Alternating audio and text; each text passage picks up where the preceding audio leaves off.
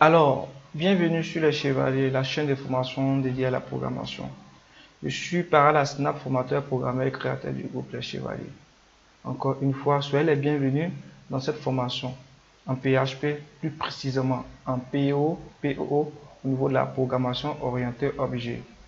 Au niveau de la vidéo passée, nous avons fait une configuration de comment utiliser WAMP Server. Je suppose que l'installation, le téléchargement, l'installation et la configuration du WAMP Server fonctionnent bel et bien. Et ensuite, maintenant, nous allons passer maintenant à la réalisation de notre projet. Ok. Pour l'instant, comme étant donné que nous n'allons pas utiliser les frameworks, raison pour laquelle je ne vais pas vous demander d'ajouter PHP au niveau de votre path de votre système. Voilà.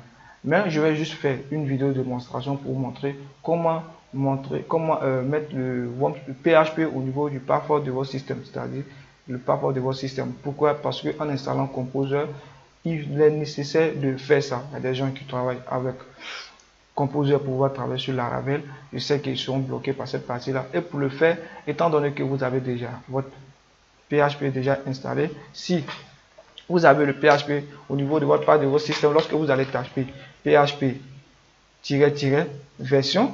ça va vous donner la version de votre PHP. Moi, dans mon cas ici, mon PHP est de 7.14.5. Ok.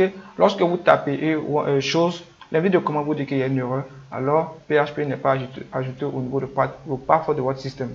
Donc, pour le faire, vous devez d'abord localiser l'emplacement de PHP. Donc, on vient sur le disque local C. On vient sur le disque local C et vous venez au niveau de programme. Non, pas ici.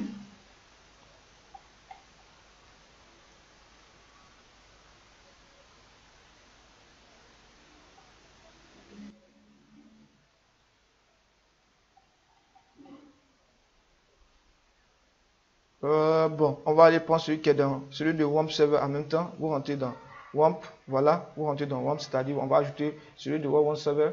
Vous rentrez dans bin, ok, dans le fichier bin qui est là, et ensuite PHP. Lorsque vous rentrez dans PHP, vous copiez ce lien là, voilà. Vous voyez que maintenant on commence à copier beaucoup le lien. Il faut vous habituer par rapport à ça. Vous copiez ce lien là, et ensuite on va l'ajouter au niveau. On clique au niveau de choses sur la touche Windows, ou soit vous cliquez ici, vous écrivez variable, c'est-à-dire on va ajouter au niveau de notre variable d'environnement. Vous appuyez variable ici, on va prendre notre variable d'environnement. Vous écrivez var, en écrivant var, ça va sortir. Vous cliquez ici, ensuite vous cliquez sur variable d'environnement. On va rentrer dans variable d'environnement. On vient sur path, ok. Au niveau des paths, vous cliquez sur modifier, path modifier. Ensuite, au niveau de modifier, on va ajouter, vous cliquez ici et vous ajoutez le lien que vous avez copié. On colle. Ok, on ferme, voilà, et ensuite vous lancez le même CMD, c'est-à-dire vous écrivez CMD ou vous écrivez PHP-version. Ok, lorsque vous écrivez PHP-version, automatiquement ils vont vous donner votre version. C'est pas nécessaire pour notre projet, mais c'est nécessaire pour la suite d'un projet avec installation de Composer pour pouvoir travailler avec Laravel ou Symfony. Donc je le répète, pour ceux qui vont faire, ça ne va pas fonctionner. Je tiens à vous dire, c'est pas indispensable pour notre projet que nous allons travailler. Pour ça, vous n'avez pas besoin d'ajouter dans le variable d'environnement de Windows. Voilà, de Windows pour pouvoir continuer. Ok, dans Microsoft, excusez-moi, pour pouvoir continuer. Donc je répète, c'est pas nécessaire pour l'instant. Voilà. Donc on va faire la programmation orientée objet. Comme je le disais, le PO, la programmation orientée objet, c'est une manière de programmer. Lorsque on faisait au début, au niveau du projet COSA, ceux qui ont fait le projet COSA, voilà, si vous n'avez pas fait le projet COSA, vous allez voir le lien qui est juste en bas. Vous avez accès à ça pour pouvoir réaliser un projet qui est la réalisation d'un logiciel de messagerie. Voilà. Au niveau du projet COSA, nous avons programmé de façon procédurale, c'est-à-dire mélanger le HTML dans le PHP dans le HTML. C'est pas trop académique, c'est pas trop professionnel. Et là-bas, on avait des fonctions qui se répétaient. Ça faisait une redondance. On répétait les mêmes fonctions, on répétait les mêmes choses. Or, un programmeur, il est paresseux. Un programmeur, c'est quelqu'un qui n'aime pas fournir trop d'efforts. Quand je parle de paresse, cela s'entend que tu crées quelque chose qui te permet d'utiliser ça des milliers de fois. Ça te permet d'utiliser le milliers de fois. Au début, pour créer est difficile. Quand tu finis de créer, tu stockes ça quelque part. Lorsque tu as besoin de ça, paf, tu l'appelles, tu travailles avec lui. C'est ça qui fait un peu la force de PHP, de PO en PHP, la programmation en objet. Tous les langages que vous allez voir utilisent du POO, c'est-à-dire la programmation en objet. Python utilise, Java utilise, JavaScript utilise. C'est ça qui fait la force de la programmation. Il faut forcément migrer de la programmation procédurale en programmation orientée objet. Voilà. Au début, ce n'est pas facile. Au début, ce n'est pas du tout facile, je tiens à vous dire. Il y a des gens qui ne vont pas comprendre les notions de classe, les notions de fonction, les notions de public, les notions de statique.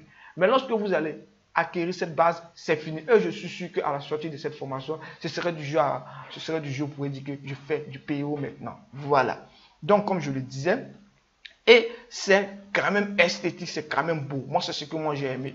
Vous répétez des choses, vous répétez des choses, vous répétez des choses, vous répétez des choses, tandis que vous pouvez les simplifier en mettant dans une classe, en mettant dans une fonction. Et lorsque vous avez besoin de ça, vous l'appelez cette classe-là. Donc, c'est ça qui fait un peu, je vais vous montrer juste un exemple de programmation en objet. Il y a des gens qui l'utilisent déjà. Pour ceux qui ont réalisé le projet COSA, on avait fait une connexion à la base de données. Notre connexion à la base de données au niveau de notre projet COSA, je vais vous présenter rapidement pour ceux qui ont fait le projet COSA. Notre connexion à la base de données au niveau de notre projet COSA, on a utilisé une classe PDO. OK?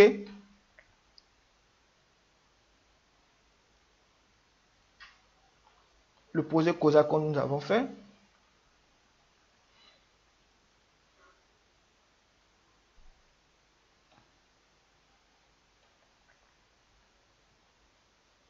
Ok, juste une présentation là.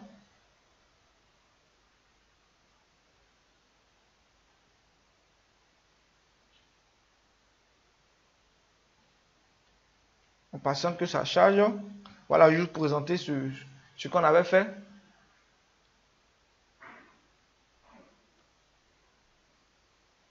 Ok, vous voyez ici, on écrit New PDO. New PDO, c'est une classe. PDO, c'est une classe.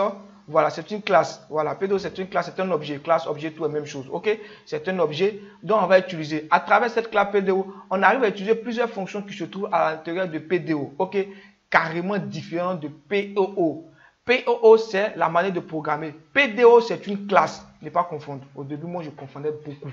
PDO, c'est une classe, c'est un objet. Vous pouvez le nommer comme vous voulez, mais c'est déjà créé, préconçu et sauvegardé au niveau de PHP. Donc, vous ne pouvez pas le renommer, vous l'utilisez simplement.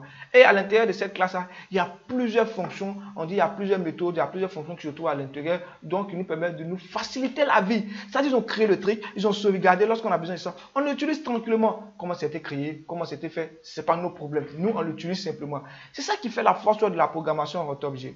Est-ce que vous comprenez? Donc, c'est ce qu'on va essayer de faire au niveau de la prochaine partie. On va essayer de rentrer, on crée notre premier objet, et on va essayer de voir comment créer, comment utiliser, comment modifier, comment afficher, et c'est ça on va faire au niveau de la prochaine vidéo. Donc, on va se limiter juste là. C'était une petite présentation de quoi qui nous attend au niveau de la programmation en objet. Donc, à bientôt pour la prochaine vidéo. Pour ceux qui ne sont pas encore abonnés à la chaîne YouTube, ne manquez pas du tout de vous abonner parce que ce qui vient n'est pas du jeu, c'est du lourd, ça vous permet d'apprendre quelque chose. N'oubliez pas également de liker un petit pouce, quand même encourageant, ça nous permet de continuer à nous battre. Et ensuite, n'oubliez pas de commenter, de toujours dire ce que vous aimez, ce que vous n'aimez pas, de toujours commenter, de toujours commenter, de toujours commenter. À bientôt pour la prochaine vidéo. Ciao, ciao.